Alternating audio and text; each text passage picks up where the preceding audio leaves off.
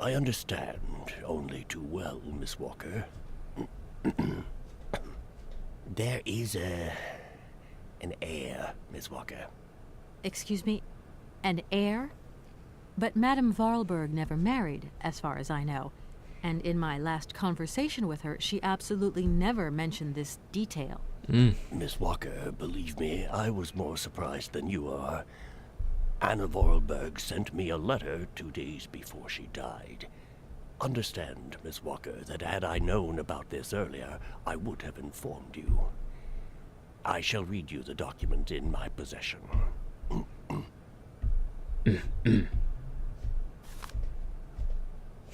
I am so very old. It seems that today life is slipping away from me more quickly than I imagined, and I fear that I will not be of this world to sign the takeover contract for my dear factory. So, I must make this confession to you now. My brother Hans is still alive.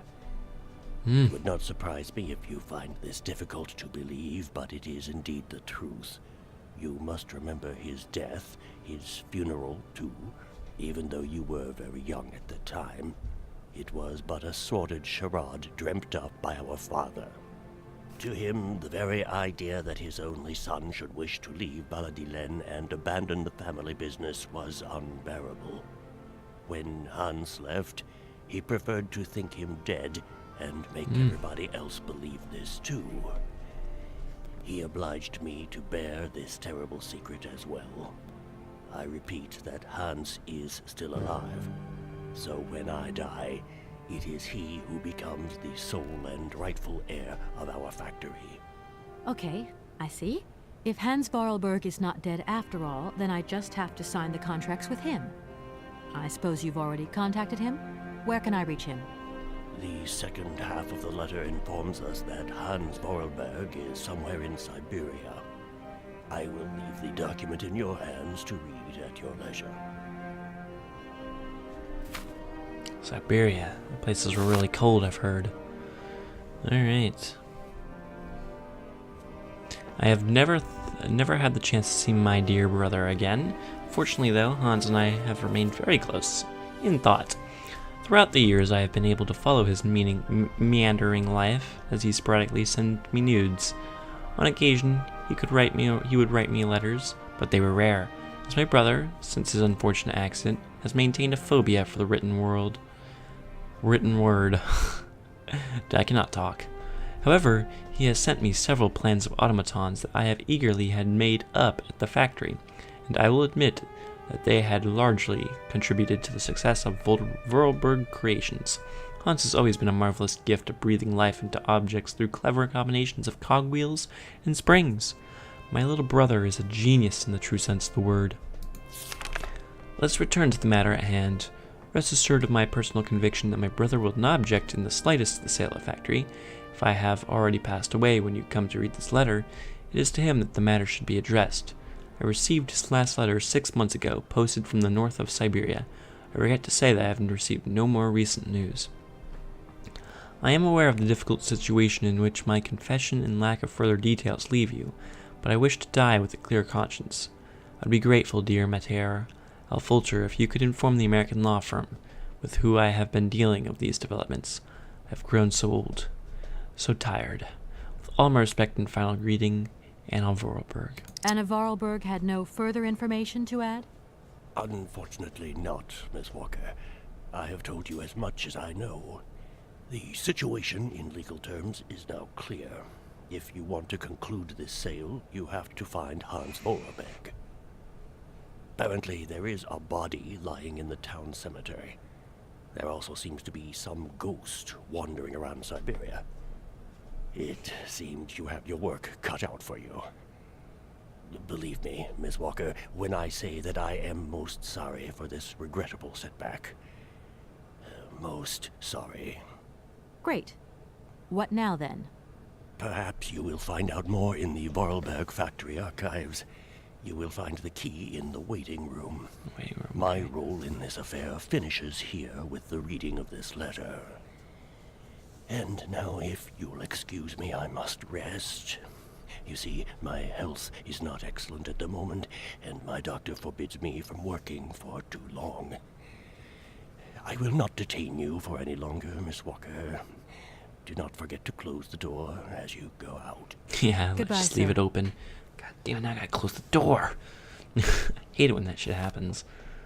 There's nothing more annoying. Alright, so is there a way to save? Because I want to do that now. Menu. Save. Because I haven't saved once. Wait, did that work? Ah, I put it there for some reason. Okay, that works. Return to game. Alright, let's take a look at your desk, old man. Let's actually talk to him. Oh no, I forgot the notary will be resting.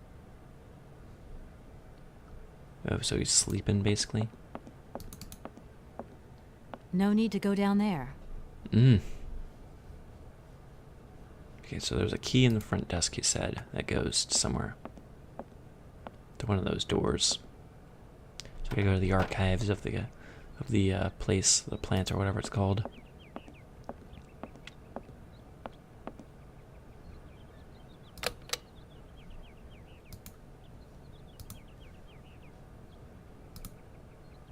Prove. Oh, it's a stamp. Okay, what do I gotta put there? Maybe this one?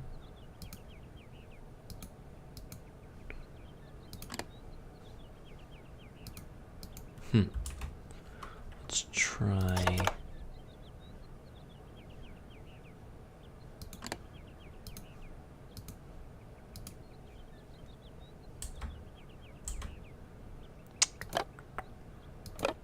Oh, maybe it needs like some sort of ink or something. Okay, let's get out of this mode. Let's look around the desk real quick.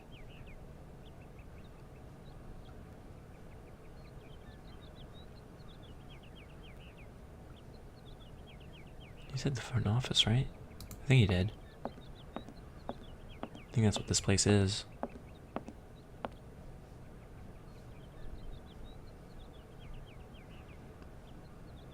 Oh, there's a coat hanger. What the fuck was that? Maybe that goes inside the dude's head. That sounds painful. Run faster. Okay. Of course, of course. Again, wait, what was I doing? Oh yeah. Telescopic key. Oh. Wait, okay. Okay, oh, that's the key, okay. Yes, of course. We got the telescopic key. I wonder why it's telescopic. Anyway, let's get the fuck out of here. And move on.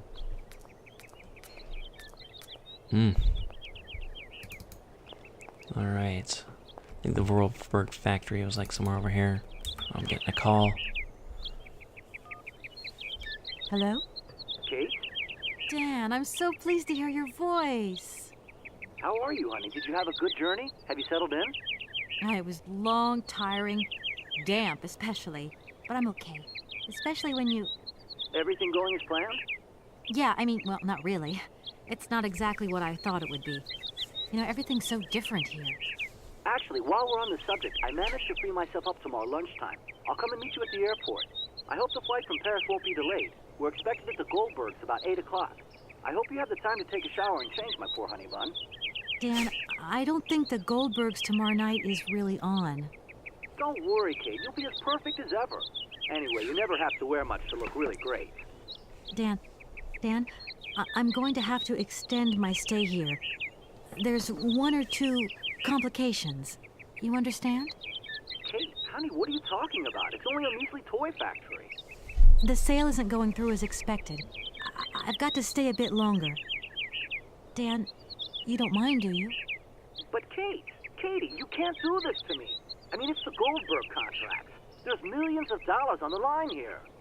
I know, I'm sorry. You go ahead. Don't worry about me. I'll get back as soon as I can, I promise. Okay, I've got to go. I'll call you back soon. Love you, honey. Wow. Just like hanged up, I guess. Guy didn't even say love you too. Shit, we pissed him off. Well, anyway. If that's going to work, it looks like something's missing. Yeah. Gotta give them that little key. There we go. Ooh, that looks painful.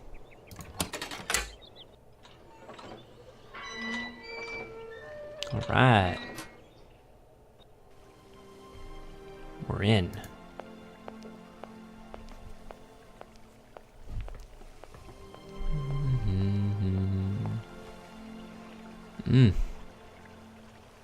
It's pretty cool looking. Check what's over here. Whoa. It's a cool looking building. I guess go inside.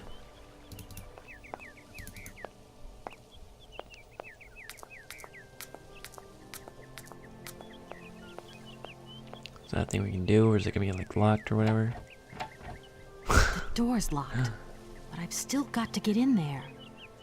God damn it. So many complications. Who did this to us? Makes no fucking sense. Whatever. Let's go this way. Let's go around, see if there's a way we can go back.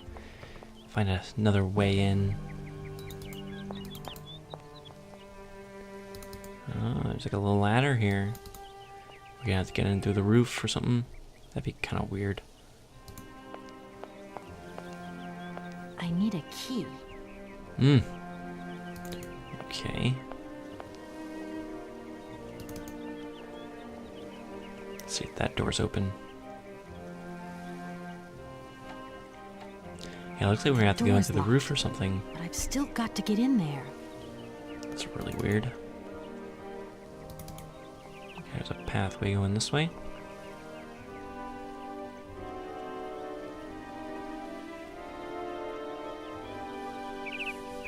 It's a little hedge maze.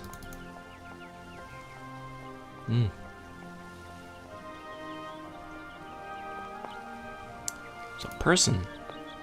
Is that a person? Good morning. You've got a magnificent garden here.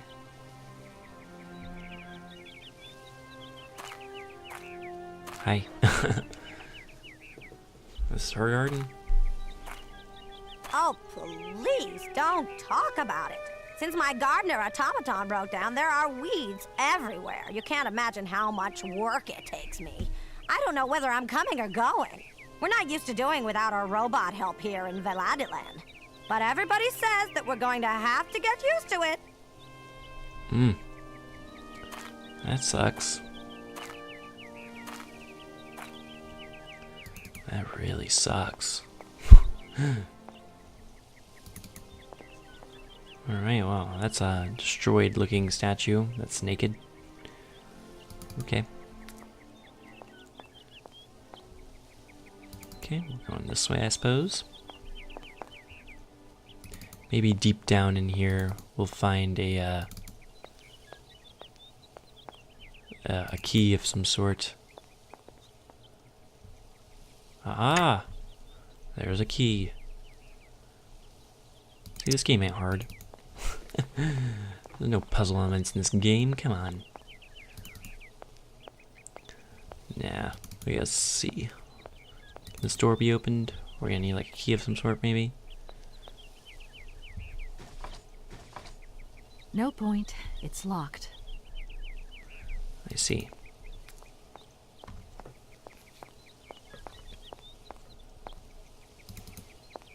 Okay. Let's head on back to the thing. You know what I'm talking about. The thing.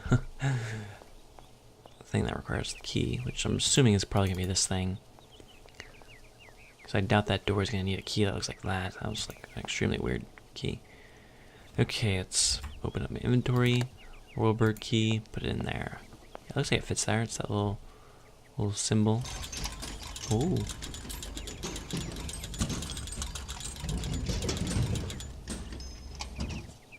That is a really high ladder. But it's mechanical. What could go wrong, right? Oh, how convenient. Windows open.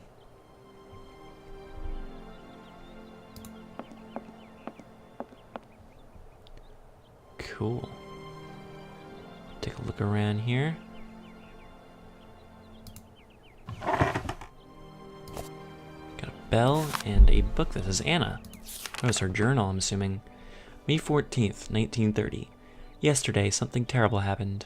I do not know who to turn to, who to talk to, so I've decided to write it down.